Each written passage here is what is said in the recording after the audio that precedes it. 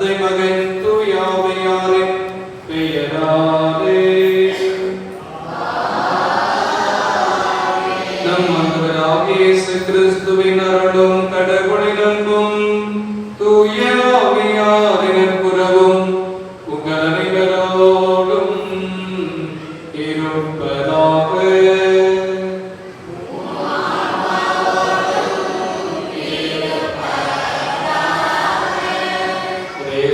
மிகவும் பிரியமான சகோதர சகோதரிகளே, தவக்காலத்தின் 4வது சிலுவை பாதை பக்தி முயற்சியை நாம் செய்திருக்கிறோம். பாவங்களுக்கு மன்னிப்பு வேண்டியிருக்கிறோம். இறைவன் நம்முடைய பாவங்களை மன்னித்து நமக்கு புதிய நம்பிக்கையில் புதிய வாழ்வையும் தர தயாராக இருக்கிறார் என்ற நம்பிக்கையின் செய்தியை இன்றைய முதல் வாசகம் நமக்கு தருகிறது. இறைவன் என்னுடைய பாவங்களை மன்னிக்க தயாராக இருக்க நாம் நம்முடைய பாவங்களை அறிக்கையிட்டு இறைவனோடு ஒப்புரவாவோம் என்ற சிந்தனையோடு இந்த திருவழிபாட்டிலே நாம் பங்கெடுக்க முயற்சி எடுப்போம். தூய மர நிகழ்வுகளை கொண்டாட நாம் தகுதி பெறும் பொருட்டு நம் பாவங்களை ஏற்றுக்கொள்வோம்.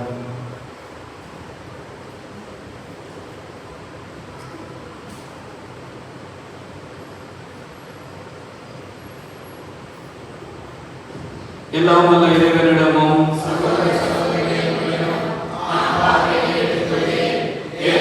சிந்தனையாலும் சொல்லாலும் செயலாலும்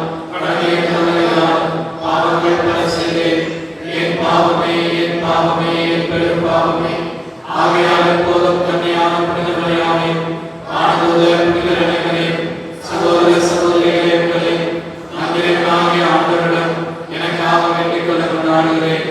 எல்லாம் வல்ல இறைவன் நம் மீது இரக்கம் வைத்து நம் பாவங்களை மன்னித்து நம்மை நிலை வாழ்விற்கு அழைத்து செல்வாராக.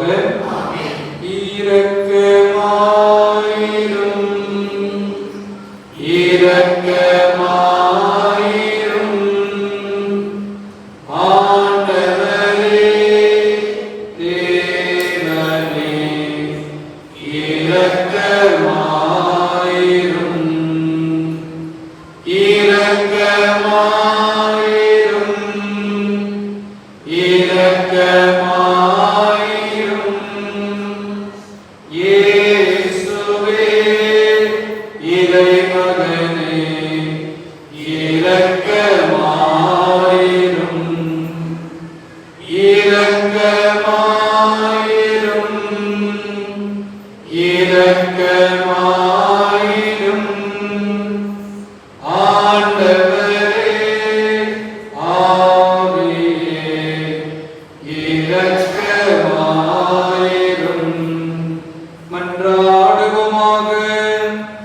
ஆண்டவரே, எங்களில் உமது அருளை கனிவுடன் முடிந்தருள உம்மை வேண்டுகின்றோம். அதனால் மரபுமேறிய மன்னக நாட்டினரிலிருந்து நாங்கள் என்று விடுவிக்கப்பட்டு விண்ணக படிப்பினைகளை பற்றிக் கொள்ள உமது வல்லமையால் ஆற்றல் பெறுவோமாக. உம்மோடு தூயாமையாரின் ஒன்றிப்பில் இறைவனாய் என்றென்றும் வாழ்ந்து ஆட்சி செய்கின்ற எங்கள் ஆண்டவரும் உம் திருமகனுமாகிய இயேசு கிறிஸ்து வழியாக உம்மை மன்றாடுகின்றோம்.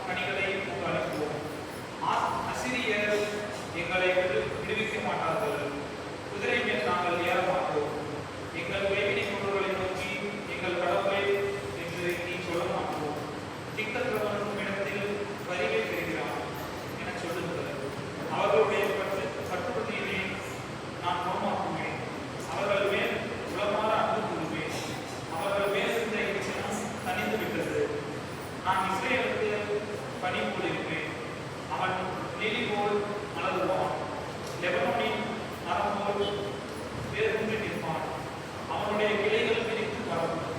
அவன் ஒளிவு மரமாய் லெபனோனை போல் அவன் நறுமணம் பரப்புவான். அவர்கள் திரும்பி வந்து என் நிழலில் குடியிருப்பார்கள். கோதுமை போல் தழைத்தோங்குவார்கள், திராட்சை கொடி போல் செழிப்படைவார்கள். லெபனோனின் திராட்சை ரசம் போல் அவர்களது புகழ் விளக்கும். இனிமேல் இப்ராஹிமுக்கு சிலைகள் இதற்கு நானே அவனுக்கு சேசாய்த்து அவன் மேல் அக்கறை கொண்டுள்ளேன். நான் பசுமையான நேரத்தால் அவன் போல் போன்றவன். உன் கனியெல்லாம் என்னிடமிருந்தே வரும். ஞானம் நிறைந்தால் எவனோ அவன் இவற்றை உணர்ந்து கொள்ளட்டும். பகுத்தறிவு உள்ளவன் எவனோ அவன் இவற்றை அறிந்து கொள்ளட்டும். ஆண்டவரின் நெறிகள் நேர்மையானவை. நேர்மையானவர்கள் அவற்றை பின்பற்றி நடக்கிறார்கள். மீறுகிறவர்கள் அவற்றை இடறி விடுகிறார்கள். இது ஆண்டவரின் நல்வாக்கு.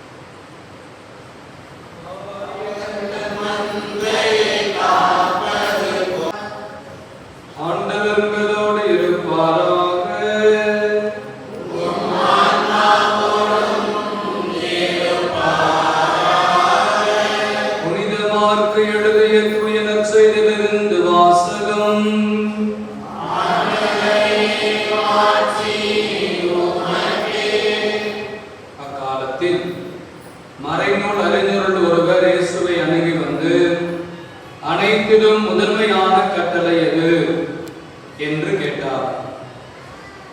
அதற்கு இயேசு, இஸ்ராயேலே கேள், நம் ஆண்டவராகிய கடவுள் ஒருவரே. ஆண்டவர் உன் முழு இதயத்தோடும் முழு உள்ளத்தோடும் முழு மனதோடும் முழு ஆற்றலோடும் உன் ஆண்டவராகிய கடவுளை அன்பு கூர்வாயாக என்பது முதன்மையான கட்டளை. உன்மீது நீ அன்பு கூறுவது போல் உனக்கு அடுத்திருப்பவர் மீதும் அன்பு கூர்வாயாக என்பது இரண்டாவது கட்டளை. இவற்றை விட மேலான கட்டளை வேறு எதுவும் இல்லை என்றார். அதற்கு மறைநூல் அறிஞர் அவரிடம், நன்று போதகரே, கடவுள் ஒருவரே, அவரை தவிர வேறொரு கடவுள் இல்லை என்று நீர் கூறியது உண்மையே. அவரிடம் முழு இதயத்தோடும் முழு அறிவோடும் முழு ஆற்றலோடும் அன்பு செலுத்துவதும், தம்மிடம் அன்பு கூறுவது போல அடுத்திருப்பவர் மேல் அன்பு செலுத்துவதும் எரிபலிகளையும் வேறு பலிகளையும் விட மேலானது என்று கூறினார். அவர் அறிவுத்திறனோடு பதிலளித்ததை கண்ட இயேசு அவரிடம், நீர் இறையாட்சி நின்று தொலைவில் இல்லை என்றார். அதன்பின் எவரும் அவரிடம் எதையும் கேட்க துணியவில்லை. ஆண்டவரின் அருள் வாக்கு.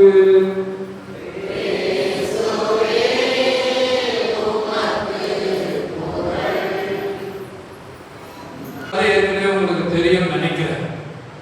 ஒரு முறை ஒரு குட்டி பையன், ஏறக்குறைய 5 அல்லது 6வது வகுப்பு படிக்கின்ற அந்த பையன், அந்த ஊரிலே ஒரு ஓவியர் இருந்தார். ஒரு நல்ல தூய்மையான பிரகாசமான ஒரு முகத்தை தேர்ந்தெடுத்து அந்த முகத்தை வரைந்தெடுக்க வேண்டும் என்று அவர் ஆசைப்படுகிறார். எனவே கண்டுபிடிச்சு ஒரு நல்ல அழகான லட்சணமான முகத்தை கொண்ட ஒரு சிறுவனை தேர்ந்தெடுத்து அவருடைய முகத்தை அவர் அப்படியே தத்ரூபமாக ஓவியத்திலே வரைந்தார். ஏறக்குறைய 20-25 ஆண்டுகள் சென்றது. அந்த சிறுவனாக இருந்தவன் இளைஞனாக மாறுகிறான். பல்வேறு சூழ்நிலைகளால் அவன் சோதிக்கப்பட்டு மிகப்பெரிய குற்றத்திற்கு உள்ளாகி மிகப்பெரிய பாவி என்று கருதப்பட்டு அவன் சிறைச்சாலையிலே அடைக்கப்படுகிறான். அந்த சிறைச்சாலை அதே ஓவியர் இந்த மகனை பார்க்கிறார். அந்த நேரத்திலே அவருக்கு தூய்மையான முகம் தேவைப்படவில்லை. ஒரு அழுக்கடைந்த பாவக்கரை படைந்த சோகமான ஒரு முகம் தேவைப்பட்டது. அப்படியே இந்த முகத்தை சரியான முகம் என்று கண்டுணர்ந்து அந்த சோகமான அந்த முகத்தையும் வரைந்தெடுக்கிறார். அவருக்கு ஆச்சரியம், அதிர்ச்சி காத்திருந்தது. என்னடா 2 முகமும் ஒரே மாதிரி இருக்குதே அப்படின்னு சொல்லி பார்த்துட்டு அந்த இளைஞனை பார்த்து கேட்கிறார், என்னாச்சு அப்படின்னு கேட்கிறார். அழகான தூய்மையான பரிசுத்தமான முகமாக இருந்தது. எப்படி அழுக்கு படிந்த துயரமிக்க பாவக்கரை படிந்த முகமாக மாறியது எப்படி அப்படின்னு கேட்கிறார். என்ன பதில் சொல்லியிருப்பார் நினைக்கிறீங்க? என்ன பதில் சொல்லியிருப்பார் நினைக்கிறீங்க?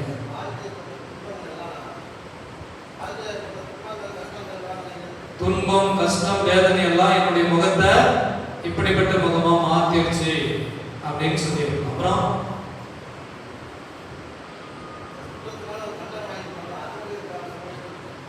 தண்டனுடைய சுமை, வேதனை, அதனால என்னுடைய முகம் சோகமாக துயரமிக்கதாக மாறிவிட்டது.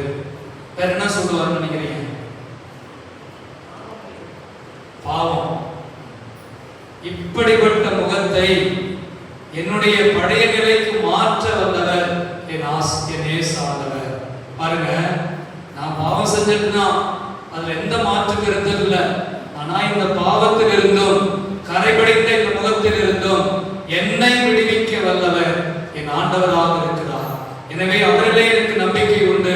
இந்த முகமும் கரைபடிந்த இந்த முகத்தையும் தூய்மையான முகமாக, உண்மையான நேர்மையான நான் முன்பு இருந்த நிலையை கொடுக்க வல்லவர் என் ஆண்டவர் என்று பதில் சொன்னார். அன்பானவர்களே, இன்று வாசிக்கப்பட்ட முதல் வாசகமும் இதே ஒரு கருத்தை தான் நமக்கு மிக அற்புதமாக அவர் வலியுறுத்தி கூறுவதை நாம் பார்க்கிறோம். பாவக்கரை படைந்த அந்த இஸ்ராயல் மக்களுடைய வாழ்விலே இறைவன் ஒரு மிகப்பெரிய மாற்றத்தை, நம்பிக்கையை தரப்போகிறார் என்ற நம்பிக்கையின் செய்தியை தான் இன்றைய முதல் வாசகத்திலே நாம் வாசிக்க கேட்டிருக்கிறோம். அதிலே ஒரு சில வார்த்தைகளை அந்த இறைவாக்கினர் யோசாயா பயன்படுத்தி இருப்பதை நம்மால் உணர்ந்து கொள்ள முடிகிறது. அதிலே ஒரு 2 கருத்துக்களை மட்டும் உங்களோடு பகிர்ந்து கொள்ள ஆசைப்படுகிறேன். அதிலே பனி போல என்கின்ற வார்த்தை பயன்படுத்தப்பட்டிருக்கிறது. பனி என்றாலே நமக்கு தெரியும், அது இரவிலும் அல்லது அதிகாலை நேரத்திலும் தோன்றும். பிறகு சூரிய ஒளி வருகின்ற பொழுது அது மறைந்து விடும் என்பது நமக்கு தெரியும். இந்த பனி என்ற உருவகம் என்ன என்பதற்கு விவிலிய அறிஞர்கள் தருகின்ற அற்புதமான செய்தி, இறைவனுடைய அருள். இறைவனுடைய அருள் ஒருபோதும் வெளிப்படையாக அல்லது வெளிவேடமாக தோன்றாது. இறைவனுடைய அருளும் இரக்கமும் நமக்கு எப்போதும் உண்டு என்பதை உருவகமாக இந்த பனி என்கின்ற வார்த்தையை பயன்படுத்துகிறார் என்று சொல்கிறார். இதை நாம் சற்று ஆழமாக சிந்தித்து பார்க்கின்ற பொழுது இறைவனுடைய அருளுக்கு என்றுமே குறைவில்லை. அது ஒவ்வொரு நாளும் நமக்கு புதிதாக இருக்கிறது என்கின்ற ஒரு உருவகத்திலே அந்த ஒளியை, பணியாகிய அந்த இறைவனுடைய அருளை நாம் ஒவ்வொரு நாளும் கண்டடைந்தால் நமக்கு புது வாழ்வு உண்டு என்பது முதல் செய்தியாக இருக்கிறது.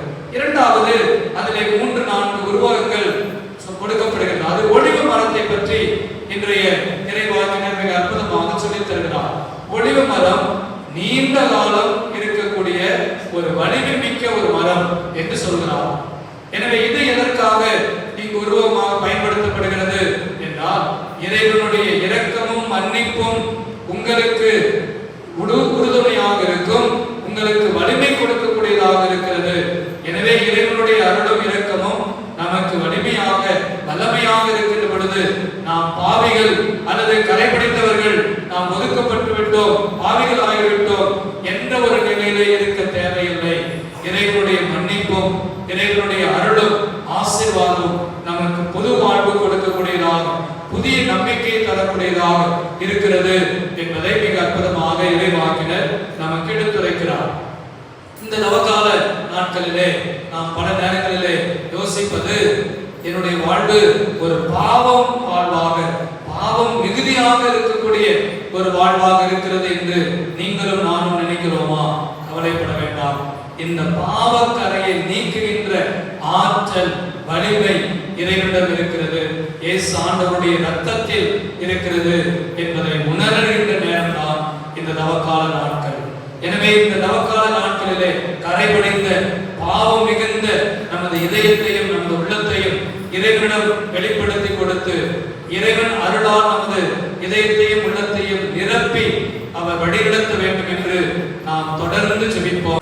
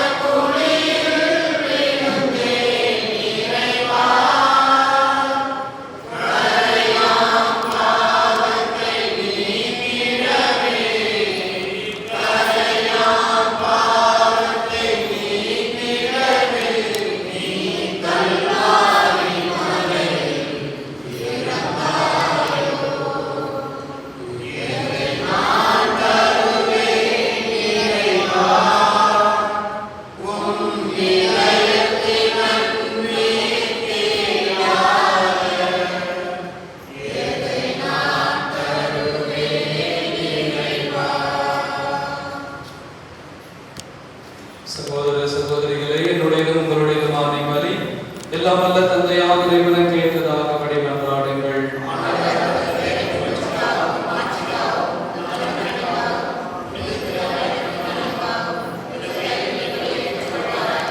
ஆண்டவரே, நாங்கள் அர்ப்பணமாகும் இக்காணிக்கைகளை கனிவுடன் கண்ணோக்கியருள உம்மை வேண்டுகின்றோம். அதனால் இவை உமக்கு ஏற்புடையவையாக மாறி எங்களுக்கு மீட்பளிக்க செய்வீராக. எங்கள் ஆண்டவராகிய கிறிஸ்து வழியாக உம்மை மன்றாடுகின்றோம்.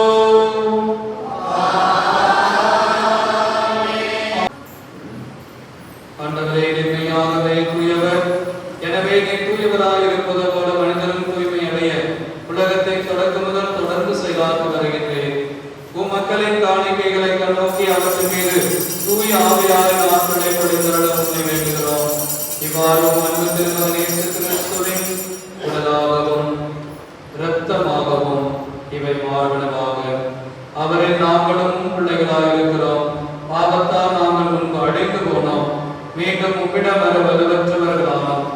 ஆயினும் எங்கள் மீது அளவற்ற அன்பை பொழிந்த நிவாரணம் ஒரே நேர்மையாளராகி உன் திருமகன் எங்களுக்காக சிலுவை மரத்தில் அறையப்படுவதை தாழ்மையில் கருதாமல் தம்மையே எங்களிடம் கையளித்தார். இவ்வாறு அவர்கள் புனித கைகளை விண்ணுக்கும் மண்ணுக்கும் நடுவே விரித்து உமது உடன்படிக்கை நிலையான அடையாளமானார். இது நிகழும் முன் அவர் தாம் சீடர்களோடு ஆஸ்தா கொண்டாட விரும்பினார். அவர்களோடு அவர் உணவருந்தும் போது அவர் அப்பத்தை எடுத்து மக்கள் நன்றி செலுத்தி ஆசி வழங்கி அதை பிட்டு அவர்களுக்கு அழைத்து கூறியதாவது, அனைவரும் இதிலிருந்து பெற்று உண்ணுங்கள், ஏனெனில் இது உங்களுக்காக கையளிக்கப்படும் என்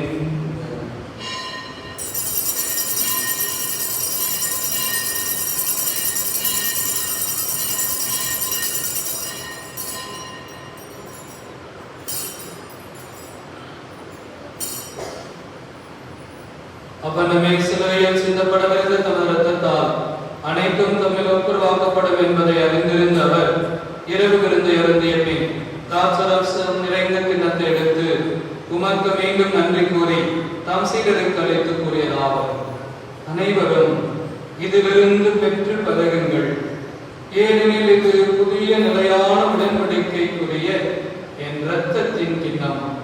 இது பாவ மன்னிப்புக்கென்று உங்களுக்காகவும் பலருக்காகவும் சிந்தப்படும்.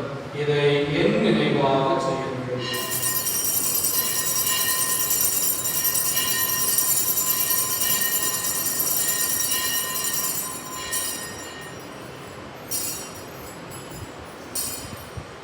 நம்பிக்கையின் மறைபொருள்.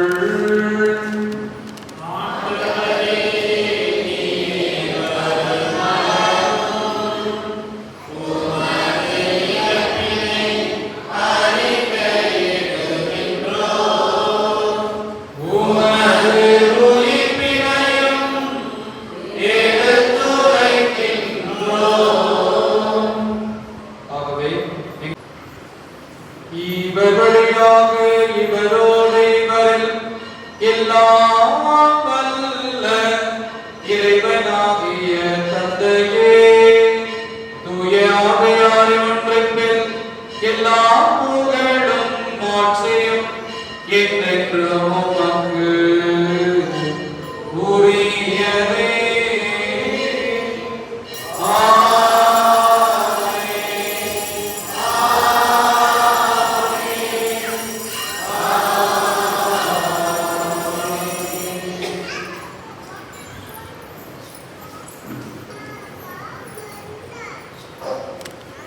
மீட்பரின் கட்டளையால் கற்பிக்கப்பட்டு இறைப்படைப்பினையால் பயிற்சி பெற்று நாம் துணிந்து பாடுவோம்.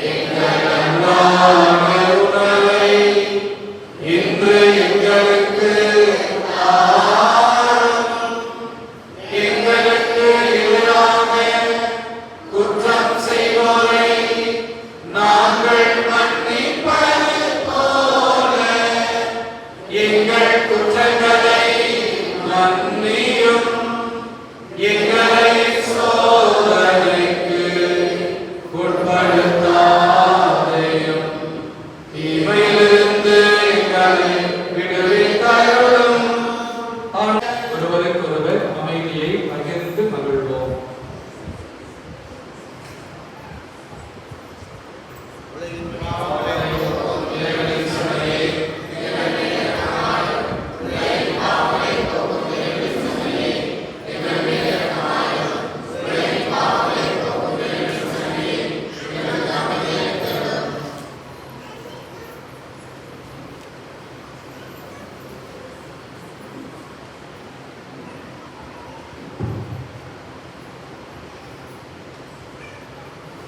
இதோ இறைவனின் செம்மறி, இதோ உலகின் பாவங்களை போக்குகிறவர். செம்மறியின் திருவிருந்திற்கு அழைக்கப் பெற்றுள்ள நாம் நிறைவேற்றோர்.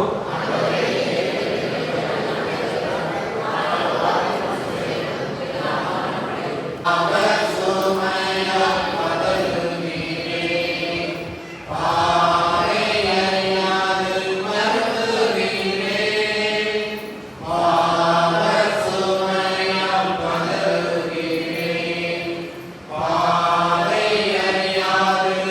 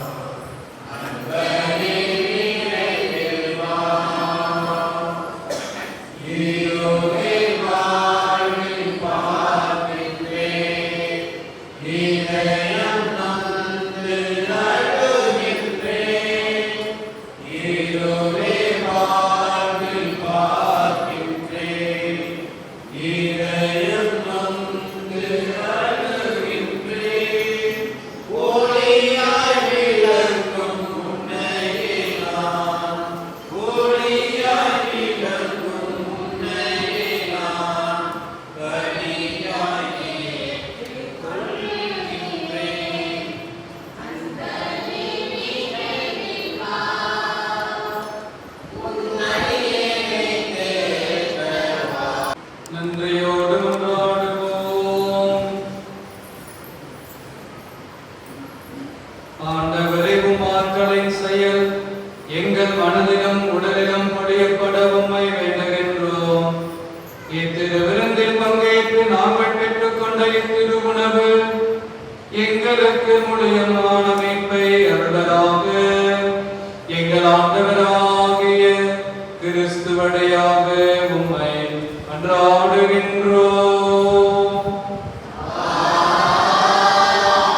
ஆண்டவர்களோடு இருப்பாராக.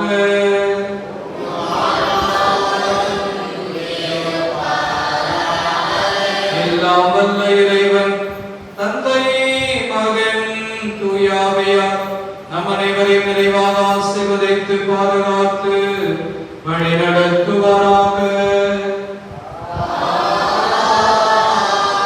சென்று வாருங்கள்.